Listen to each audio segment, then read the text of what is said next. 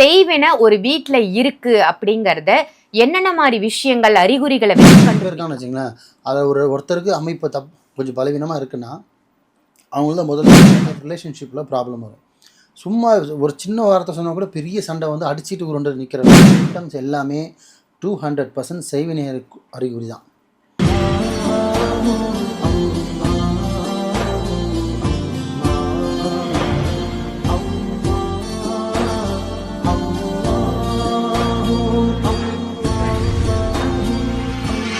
மர்ஜன்ம நேயர்கள் அனைவருக்கும் அன்பான வணக்கங்கள். இன்னைக்கு நம்ம யாரை சந்திக்க வந்திருக்கோம் அப்படின்னு பாத்தீங்கன்னா, புழல் காவாங்கரை ட்ரிபிள் டவர்ஸ்ல இருக்கக்கூடிய மாலிக் பாய் அவர்களை தான் சந்திக்க வந்திருக்கோம். வணக்கம் பாய். வணக்கம்மா. நல்லா இருக்கீங்களா? அல்ஹம்துலில்லாஹ், அல்லாஹ்வுடைய கிருபை கொண்டு நல்லா இருக்கேன். நீங்க நல்லா இருக்கீங்களா? நல்லா இருக்கேன் பாய். பொங்கலுக்கு நீங்க கொடுத்த பதிவுகள் எல்லாம் ரொம்ப சிறப்பா இருந்தது. மக்கள் எல்லாம் நீங்க சொன்ன அந்த பரிகார முறைகளை செஞ்சு பயனடைஞ்சேன் அப்படின்னு நமக்கு கமெண்ட்ல போடும்போது ரொம்ப ரொம்ப சந்தோஷம். இன்னைக்கான டாபிக் என்ன அப்படின்னு பாத்தீங்கன்னா, ரொம்ப நாளுக்கு அப்புறம் நம்ம வந்து செய்வினையை பத்தி பேச போறோம். செய்வினை ஒரு வீட்டில் இருக்கு அப்படிங்கிறத என்னென்ன மாதிரி விஷயங்கள் அறிகுறிகளை வச்சு கண்டுபிடிக்கலாம்? செய்வினை, செய்யும் வினை தான் செய்வினைன்னு சொல்லுவாங்க.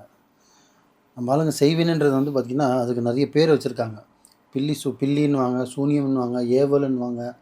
ஸோ எல்லாமே பார்த்திங்கன்னா செய்வினைக்கு சம்மந்தப்பட்டது தான். அது செய்யக்கூடிய வேலைகள் தான் வேறு வேறு, அதுக்கு தேவையான பொருட்கள் தான் வேறு வச்சு பயன்படுத்துவாங்க. பட் நாலுமே ஒரு மனுஷனை கெடுக்கக்கூடிய ஒரு தன்மை தான்.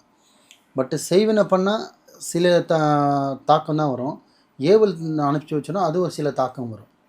ஸோ அது நிறைய வித்தியாசங்கள் இருக்குது. பட் ஆனால் எல்லாமே வந்து ஒரு மனுஷனை கெடுக்கிறதுக்கு, காப்பாற்றுறதுக்கோ அவனை மீண்டு கொண்டு வரதுக்கோ கிடையாது. ஒன்றுமே இல்லாமல் ஜீரோவில் நிப்பாட்டி பைத்தியக்காரனாகி பித்து பிடிக்க வச்சிருக்கிறது தான் இந்த செய்வினையோட வேலை. ஆக்சுவலி செய்வினை இருக்காதுன்னு தெரிஞ்சுக்கலான்னா, யாருக்கு முதல்ல அதிகமான பாதிப்பு வரும்னு கேட்டிங்கன்னா, வீட்டில் சில பேர் நினைப்பாங்க நாங்கள் ஹஸ்பண்ட் ஒய்ஃப் இருக்கோம், எங்கள் பெரியவங்களை மீறி எப்படி சின்ன பசங்களுக்கு வருது அப்படின்னு கிடையாது. ஷார்ட்டாக சொல்லிடுறேன். செய்வினை இருக்கா இல்லையா, நம்மளுக்கு எப்படி இருக்குது, நம்ம எப்படி தெரிஞ்சுக்கிறதுன்னு கேட்டிங்கன்னா, முதல்ல வீட்டில் யாருக்கு பலவீனமான அமைப்பு, பலவீனமாக ஜாதகத்தில் சில அமைப்பு இருக்கும். அவங்க வந்து பார்த்திங்கன்னா ஒரு இருட்டை பார்த்தா கூட அம்மா அப்படின்னா பயந்துருவாங்க. ஒரு பேசிகிட்டு இருக்கோம் டக்குனு பின்னாடி தட்டினா பயந்துருவாங்க. அவங்க சடனாக பத்துட்டு இருக்கோம், நீ சடனாக போனீங்கன்னா திகில் ஏஞ்சி உட்காந்துருவாங்க.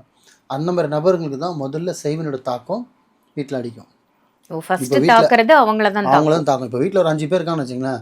அதை ஒருத்தருக்கு அமைப்பு கொஞ்சம் பலவீனமாக இருக்குன்னா அவங்கள தான் முதல்ல தாக்கும். அதுக்கப்புறம் தான் அந்த வீட்டு மூத்தவர்களுக்கு தாக்கும். மூத்தவர் அப்படின்னா இப்போ வீட்டில் அப்பா இருக்கார் இல்லை அம்மா இருக்காங்க அப்படின்னு யார் வீட்டில் தலைவராக இருக்காங்க அவங்களுக்கு தான் நாட்டம் தான் முதல் தாக்கும். ஏன்னா அவங்க சம்பாதிக்கக்கூடிய ஆள், வீட்டை சமாளிக்கக்கூடிய ஆள் எல்லாமே இருப்பாங்க. அதே மாதிரி வந்து இப்போ செய்வினைக்கு வந்து முதல்ல பேர் எழுதுவாங்க. இப்போ அப்பாவோட பேர், அடுத்தது அம்மாவோட பேர், குழந்தைங்க பேர் எழுதவே இல்லை, ஆனால் குழந்தைங்களுக்கு தாக்குமா தாக்கான 100% தாக்கும். ஏன்னா செய்வினோட ஏன்னா அதான் சொன்ன அந்த அமைப்பு வீட்டில் பலவீனமாக யாருக்கு இருக்கோ அவங்க தான் முதல்ல வரும். ஸோ செய்வினை இருந்ததுன்னா நிறைய சிம்டம்ஸ் இருக்குமா. செய்வினை பற்றி பேசினா ஒரு வீடியோலாம் பத்தாது. ஷார்ட்டாக சொல்லப்போனால் 4 விஷயம் முக்கியமாக வந்தே தீரும். ஒன்று, முதல்ல வருமானத்தில் தடை வரும். வருமானத்தில் தடையாக வரும். என்னென்ன நம்மளுக்கு ஸ்மூத்தாக நடந்துகிட்ருக்கோ அது எல்லாமே சிக்கலாக நிற்கும். இடியாப்ப சிக்கல் மாதிரி லைஃபே வந்து சிக்கலாகி நிற்கும். நம்மளால் மீண்டே வெளில வராத மாதிரி எல்லா இடத்துலையும் பிளாக் ஆகிடும், எல்லா இடத்துலையும் லாக் ஆகிடும் பிஸ்னஸில். ரெண்டாவது, ஹஸ்பண்ட் ஒய்ஃப் ரிலேஷன்ஷிப்பில் ப்ராப்ளம் வரும். சும்மா ஒரு சின்ன வார்த்தை சொன்னால் கூட பெரிய சண்டை வந்து அடிச்சிட்டு உருண்டு நிற்கிற அளவுக்கு சண்டை வரும். ஏன்னா அந்த வீட்டில் வந்து பார்த்திங்கன்னா அது மூட்டி விடுறது தான் செய்ய வேண்டிய வேலையை. ஸோ 2. மூணாவது பார்த்திங்கன்னா உடல் உபாதைகள் பிரச்சனை சம்மந்தம் எல்லாமே வரும்.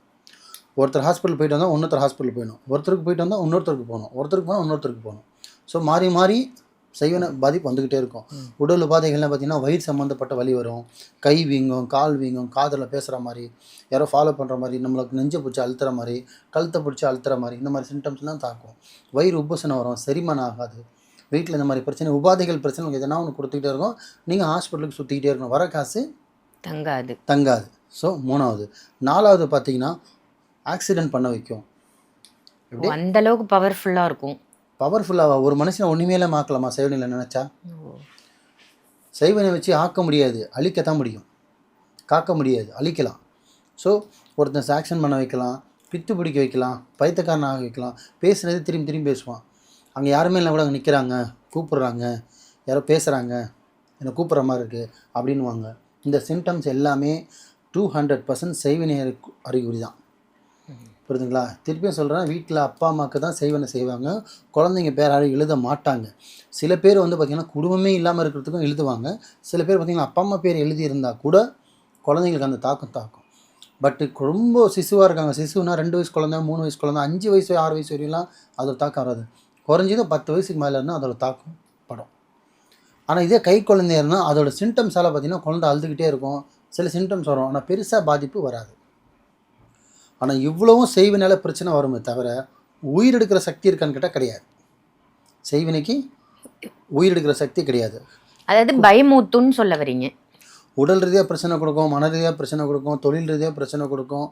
ஸோ உங்களுக்கு ஆக்சிடென்ட் பண்ண வைக்கும், உயிர் ஆபத்து கொடுக்கும், உனக்கு உயிர் மரண பயத்தை காட்டும். ஆனால் உயிர் எடுக்கிறதுக்கு எந்த செய்வினாலும் சக்தி கிடையாது, படித்தவனை ஒருத்தனை தவிர. கொடுப்பவன் அவனே, எடுப்பவன் அவனே, அதில் மாற்று கருத்தே கிடையாது. ஆனால் இந்த சிம்டம்ஸையும் நீங்கள் பாதி வாழ்க்கை செத்துருவீங்களே. வருமானம் இல்லைன்னா ஒரு கை உடஞ்ச மாதிரி, ஹஸ்பண்ட் ஒய்ஃப்க்கு சண்டை வந்து இன்னொரு கை உடஞ்ச மாதிரி.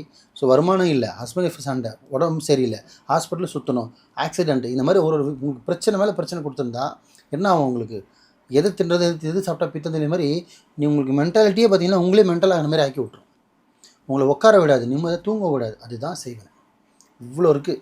இதுவே நான் சொல்கிறது பார்த்தீங்கன்னா ஒரு பாகம் தான் சொல்லியிருக்கேன், இன்னும் நிறைய பாகம் இருக்குது. அதனால் தயவுசெய்து சொல்கிறேன், உங்களுக்கு நான் சொன்ன சிம்டம்ஸில் எதுவாக இருந்தாலும் சரி, பை நல்லா இருந்தோம், பை நல்லா தான் இருந்தேன், பட் சடனாக பார்த்தீங்கன்னா எதனா ஒரு மெடிக்கல் இஷ்யூ வந்துகிட்டே இருக்குது, ஆனால் செக் பண்ணுற ரிசல்ட் பார்த்தா எதுவுமே இல்லையா, முடிஞ்ச அளவுக்கு செக் பண்ணுங்கள். நீங்கள் மாலிக் பாய் தேடி வரணும்னு அவசியம் இல்லை. பக்கத்தில் நியர்பை யார்கிட்டயோ ஒரு ஆள், ஹிந்து சம்மந்தப்பட்டாலோ இல்லை முஸ்லீம் சம்மந்தப்பட்டாலோ யார் இருந்தாங்கன்னா பார்த்துக்குங்க. முதல்ல போய் உடனே லட்சமாக உங்களை செலவு பண்ண சொல்லலை. முதல்ல என்ன இருக்குது, என்ன பிரச்சனை. இப்போ ஒரு நோய் இருக்குன்னு எப்படி தெரிஞ்சுப்பீங்க? டெஸ்ட் எடுக்கிறீங்க இல்லையா? எவ்வளோ பேர் நோயாக இருந்தாலும் பார்த்தீங்கன்னா 1000 ரூபா கொடுத்து 2000 கொடுத்து டெஸ்ட் எடுத்து தான் அது பேர் நோயே கன்ஃபார்ம் ஆகும். அந்த மாதிரி முதல்ல பாருங்கள், அதுக்கு பிரச்சனை இருக்குது, செய்வினை வச்சுருக்காங்க, இல்லை டைம் சரியில்லை, இல்லை கர்மா சரியில்லை, இல்லை உங்களே வந்து நீங்கள் இருக்கிற வீட்டில் ஏதோ ஒரு ஆத்மா இருக்குது, இந்த மாதிரி நிறைய இருக்குது மாற்றங்கள். அந்த மாதிரி என்ன இருந்தால் வாடகை வீடாக இருக்கீங்க, அங்கே ஆத்மா தொல்லை இருக்குது அப்படின்னா தயவு செஞ்சு காலி பண்ணிட்டு வந்துடுங்க. ஏன்னா ஒரு வீடு இல்லைனா 1000 வீடு கிடைக்கும், ஆனால் உயிர் போனால் திருப்பி வராது. ஸோ அதனால் எதுவாக இருந்தாலும் சரி, உடல் உபாதைகள் இல்லை பிஸ்னஸ் நல்லா இருந்தீங்க, சடனாக பிஸ்னஸ் ட்ராபேக் ஆகிடுச்சுன்னா அதுவும் செக் பண்ணுங்கள். உங்களுக்கு நார்மலாக போயிட்டுருக்கு பை, எந்த குறையும் இல்லை, அதோட கிருபையில் இறைவனோட அருள் நல்லா இருக்குன்னா அப்படியே விடுங்க. நீங்கள் எங்கேயும் போய் சும்மா போய் பார்க்க வேணாம். உங்களுக்கு சிம்டம்ஸ் இருக்குது, உடல் உபாதைகள் பிரச்சனை இருக்குது, மன ரீதியான பிரச்சனை இருக்குது, தொழில் ரீதியான பிரச்சனை இருக்குன்னா மட்டும் முதல்ல செக் பண்ணி பாருங்கள். ஜாதகத்தை வச்சும் பார்க்கலாம், பேர் போட்டும் பார்க்கலாம், இல்லை ஜாதகம் பார்க்குறதும் ஜாதகம் காட்ட பார்ப்பாங்க. இந்த உடல் ரீதி பிரச்சனை, மன ரீதி பிரச்சனை பார்த்தீங்கன்னா மாந்திரிக ரீதியாக தான் நீங்கள் பார்க்கணும். ஸோ ஹிந்து சமுதாயப்பட்டதோ இல்லை என்கிட்டே வந்தாலும் சரி நம்பி வாங்க. என்னால் முடிஞ்ச அளவுக்கு அல்லாவோட கிருபையால் இறைவனோட அருளால் என்னால் காப்பாற்ற முடியும். ஆனால் உங்களுக்கு செய்வனை ஒருத்தவங்க வச்சுட்டாங்கன்னு தெரிஞ்சால் அதுலேருந்து நீங்கள் மீண்டு வரதுக்கான விஷயம் மட்டும் பண்ணுங்கள். நம்மளுக்கு செஞ்சுட்டானே, நம்ம இவ்வளோ கஷ்டப்படுறோமே, அவனையும் கஷ்டப்படுத்தணும்னு சொல்லி நீங்கள் திருப்பி அவனை செய்ய ஆரம்பிச்சிங்கன்னா இதுக்கு தீர்வே கிடையாது. அவன் உங்களுக்கு செய்யணும், நீங்கள் அவனுக்கு செய்யணும், வார் மாதிரி போயிடும். மீண்டு வரதுக்கான வாய்ப்பு இருக்காது, ரொம்ப கஷ்டம். இருக்குன்னு தெரிஞ்சால் இது வந்து வெளில வரதுக்கான சொல்யூஷனை மட்டும் பாருங்கள். ஆனால் முடிஞ்சு நல்லா இருப்பீங்க. நல்லதே நினைங்க, நல்லதே செய்யுங்க, நல்லதே நடக்கும் இன்ஷா அல்லாஹ். ரொம்ப சிறப்பான தகவலாக கொடுத்தீங்க பாய். செய்வினை இருப்பதற்கான அறிகுறிகள் என்ன இருக்கும், ஒரு வீட்டில் யாரெல்லாம் செய்வினை முதல்ல தாக்கும் அப்படின்னு சொல்லிட்டு ரொம்ப அற்புதமான தகவலாக இருந்தது. நன்றி பாய். நன்றி.